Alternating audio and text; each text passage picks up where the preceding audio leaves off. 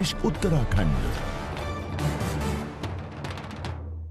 नमस्कार, मैं हूं अनुपम। इस वक्त के बुलेटिन के साथ सीधे आपको लेकर चलते हैं विधानसभा, जहां पर सदन की कार्रवाई हो रही है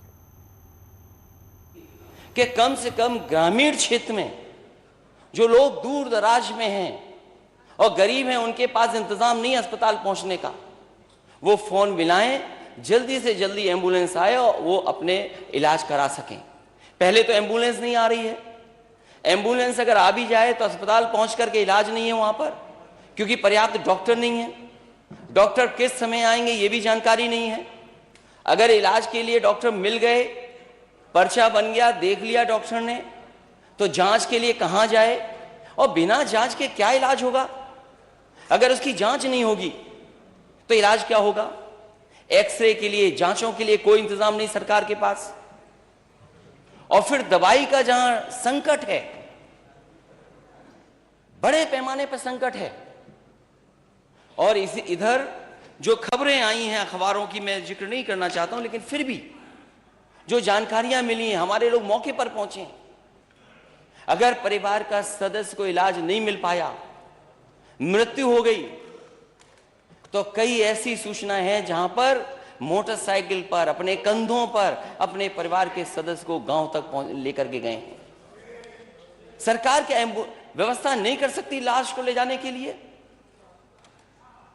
और अगर अस्पताल में मरीज आ रहा है तो स्ट्रेचर नहीं है, सबसे बेसिक चीज एम्बुलेंस, फिर अस्पताल पहुंच करके स्ट्रेचर्स, और किस विभाग में जाकर के इलाज हो वो, और उसके बाद जांचें।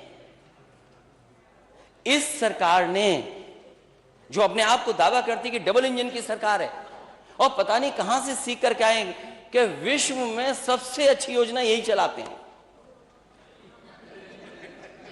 विश्व में सबसे ज्यादा पहचान इन्होंने ही बनाई है। अभी इसी सदन में माननीय मंत्री जी कह रहे थे कि विश्व की सबसे बड़ी योजना पानी की उत्तर प्रदेश में चल रही है, या देश में चल रही सबसे बड़ी योजना है विश्व की। और विश्व की क्यों नहीं होगी? विश्व के यहां पाइप वाटर सप्लाई कब शुरू हो गया था? किस जमाने में पाइप वाटर सप्लाई था? और हर योजना इनकी विश्व वाली है। कोरोना के बाद और कोरोना के समय पर जो देखा है लोगों ने, आज भी भूला नहीं जा सकता। सरकारी अस्पताल में जाने के बाद जो दुर्दशा कोरोना में हुई, हम अपने अस्पतालों को नहीं सुधार पाए। आप किसी अस्पताल में चले जाइए, पीएससी, सीएससी, जिला अस्पताल, मेडिकल कॉलेज, सब में हाथ खड़े कर दिए डॉक्टरों ने। मैं खुद मौके पर गया हूं जिस समय कन्नौज का मेडिकल कॉलेज बन रहा था। मैंने कोशिश की कि सबसे बेहतरीन मेडिकल कॉलेज बने। वहां 2 विभाग, मैं खुद आंखों से गया, मैंने कहा देखूं वे विभाग शुरू हो गए कि नहीं शुरू हो गए। जैसे ही मैं विभागों की तरफ बढ़ा तो मैंने कुत्ते ही कुत्ते देखे वहां पर। 1-2 नहीं, 10-12 कुत्ते घूम रहे हैं। कार्डियोलॉजी डिपार्टमेंट में ताला है, आपके कैंसर डिपार्टमेंट में ताला है, दोनों में ताला है। दवाई है नहीं, मशीनें नहीं है। और जो इंस्टीट्यूशंस हमारी खड़ी की गई, पुरानी सरकारों ने भी बहुत कोशिश करके जो इंस्टीट्यूशंस खड़ी की हैं, अगर हम सबसे प्रीमियम इंस्टीट्यूशन को अपना माने पीजीआई, आप किसी विभाग में किसी डॉक्टर से पूछ लीजिए, जिन मशीनों में, जिस लैबों में आपको काम करने का मौका मिल रहा है, क्या वो मशीनें ऑब्सलीट हो गई हैं कि नहीं हो गई हैं? ये सरकार बताए कि इन्होंने मशीनें कितनी खरीद करके डॉक्टर्स को दे दी। ठेले पे जा रहा है मरीज, ऑटो में जा रहा है मरीज, बैलगाड़ी में मरीज जा रहा है, आपकी एम्बुलेंस कहां है? और कंधे पे लाश जाना, मोटरसाइकिल पे लाश जाना, ये कहां की तस्वीरें हैं? ये विश्व तस्वीरें देखेगा तो कहां जाएंगे आप?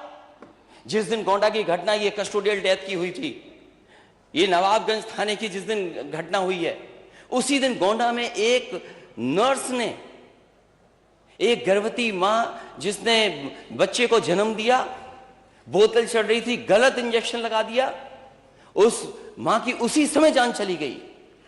क्या मेडिकल नेग्लिजेंस की वजह से जाने नहीं जा रही? क्या मेडिकल नेग्लिजेंस की वजह से लोगों की किडनियां नहीं खराब हो रही हैं?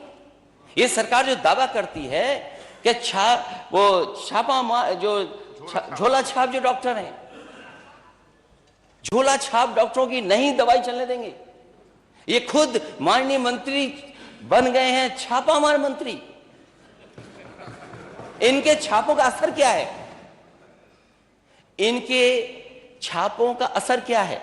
एक बच्चे को, एक मां जो एक गोंडा के अस्पताल में एडमिट थी, जाने कहां से जानवर आया, किसके कारण उसको नोच लिया गया, जिससे जान चली गई।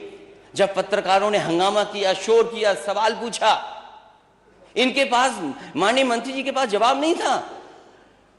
पता नहीं कान में क्या कह दिया, कान में कुछ कह दिया।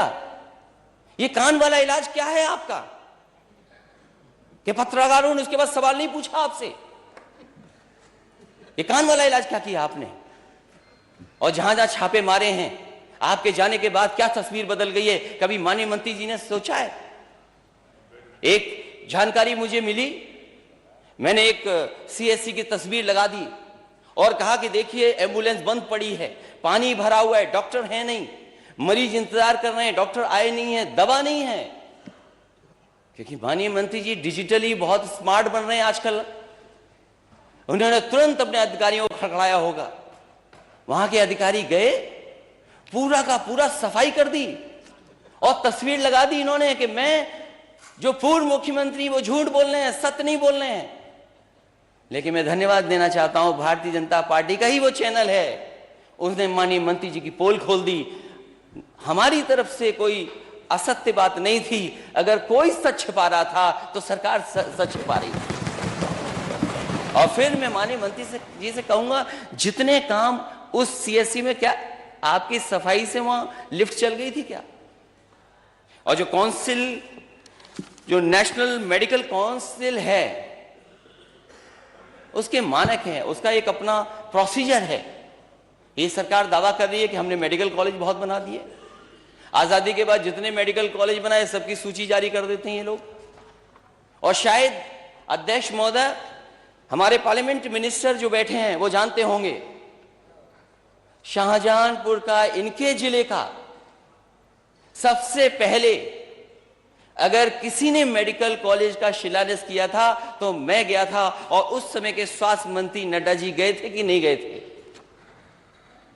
वो योजना दिल्ली की थी कि जिला अस्पतालों को कैसे मेडिकल कॉलेज को बनाया जाए।